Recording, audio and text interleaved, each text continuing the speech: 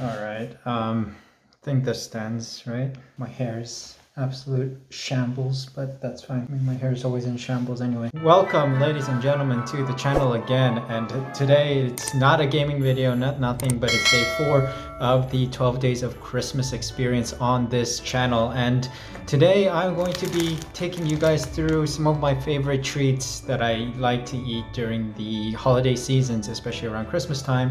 And because of the global pandemic, I think it's been the longest I stayed in Vienna since graduating from school here. So that was in 2014, and now it's 2020. And I think this year was the first time I spent the most time at home in Vienna. Yeah, because I was always in the United States going to school and going to grad school and whatnot. But now I find myself in Vienna for a long extended period of time, so I'm hoping to experience some of my childhood favorites and sharing it with you guys as a holiday special, and hoping to bring you guys into the holiday spirit. So without further ado, let's dig in. First item, always. It's an essential in the Austrian diet of the Christmas time. This is a splendid snack called Früchtel-Lebkuchen. I mean, originally the one you want is Lebkuchen, but sometimes they add fruits in there. Sometimes they add other types of spices and Christmas flavors and whatnot. Some have just sugar on them, others have varieties. So today I've gone for the Früchtel-Lebkuchen, and pretty much what's in here is this gingerbread type of texture with dried fruits, dried oranges and raisins and etc. So this might be an acquired taste for some people who do not enjoy dried fruits in their chocolates or cakes or cookies. So pretty much this is a holiday essential in Europe. The smell is just breathtaking. Like, look at this. This is how it looks. Coated in sugar for this one, chocolate bottom, but it's a gingerbread cookie, and on the inside literally like a cake. You can see it's like a cake there. It's a must. Like, you must have this during the Christmas time, especially this year. They came out early. Absolute beauty. I love this stuff. This is actually a Austrian trip classic.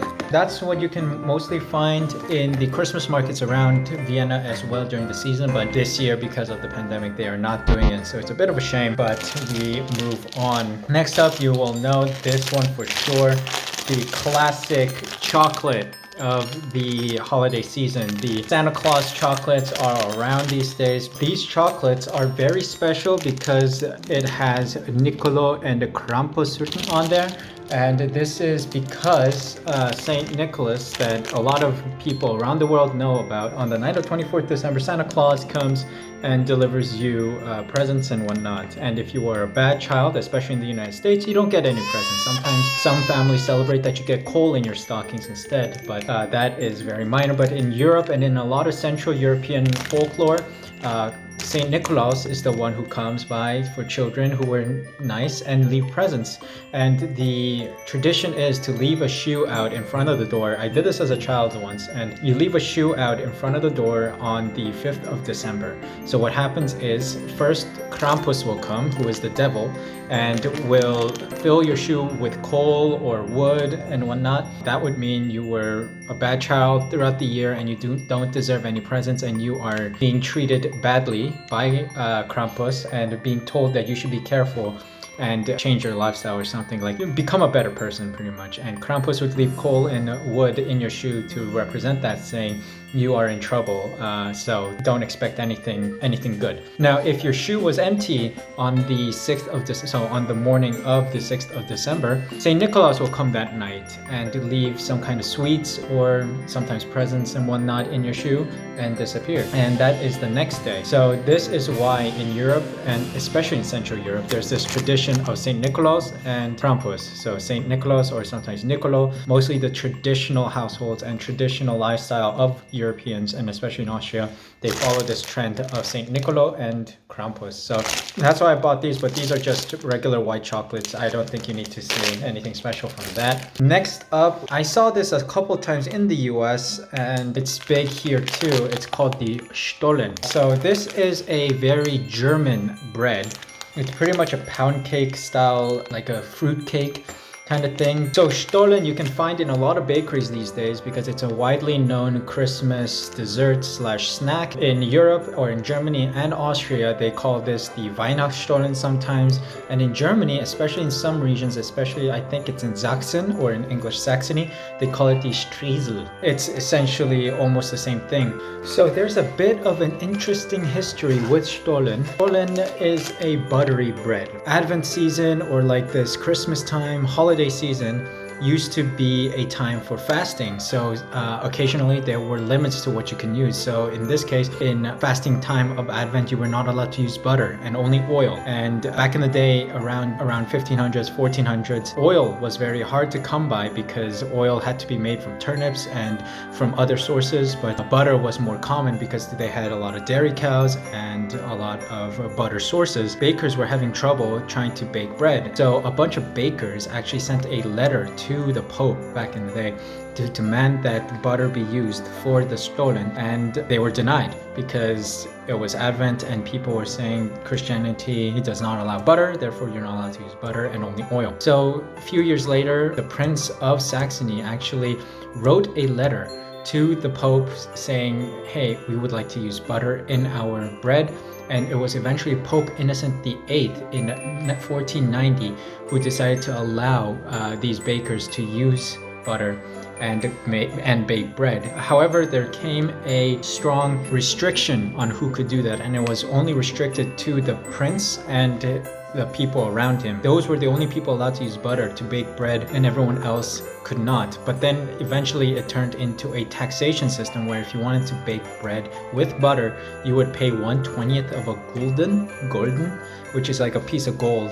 And back in the day, that was pretty much like taxing the butter used in food. So that was where it all started. And then the ban on butter was eventually removed as Saxony became Protestant, and then Stollen became a huge deal afterwards because it was like mince pie, it was like a Christmas pudding that you see in Great Britain, and usually this is very close to that and it tastes good. Dresden is also the source of the Stollen. Dresden is famous for it. They have a recipe that dates back to 1474, and they also have a Christmas market especially dedicated to it called the Striezelmarkt, which Streusel pretty much is the equivalent naming of Stollen, but Dresden specialty Stollen. So it's an interesting title for the bread, and one day I hope to go to Dresden again during the Christmas time to try their Stollen, but here I am opting for a mass-produced Stollen, which is called Edel Marzipan Stollen here. It's pretty much Stollen with nuts, raisins, cranberries, like dried cranberries, and then a bit of marzipan, and then it's dusted in icing sugar to represent the snow. More Lebkuchen. Last but not least, my favorite other snack is these cookies. I bought this at a local supermarket, but they got shipments from a homemade Christmas bakery, and they do a lot of good food. This is a wonderful assortment of Christmas cookies. They taste different than the US ones. Let me tell you, they do taste different than the US ones. I've tried US Christmas cookies and they taste like cardboard. Like seriously, America, how do you eat that stuff? Anyway, here we go digging into the Christmas cookies. Like look at this assortment here. Beautiful assortment of cookies. Let me bring you closer in. So you see here we got a assortment of cookies. This is just, like, these are all based in butter. These are like all butter-based cookies except for this one. So this one is actually a nut whole wheat star. They call this a Schokonussstern or Himmelsterne, which pretty much means the stars of the sky. These are pretty much butter-based. This has cacao mixed into it, and this one is a special like oat. So in Germany and Austria, they call this the Weihnachtsgebäck or Weihnachtskekse, which pretty much means Christmas cookies or Christmas baked goods. And these come in all sorts of colors and shapes and sizes. Like this one has a jelly in the middle. This one is dipped in chocolate, and I think has also like marmalade in the middle of it. This one has a chocolate filling in there and is also dipped in chocolate with cacao as a base for the biscuit. And this one is the star cookie. I mean, I can't resist this. Super tasty.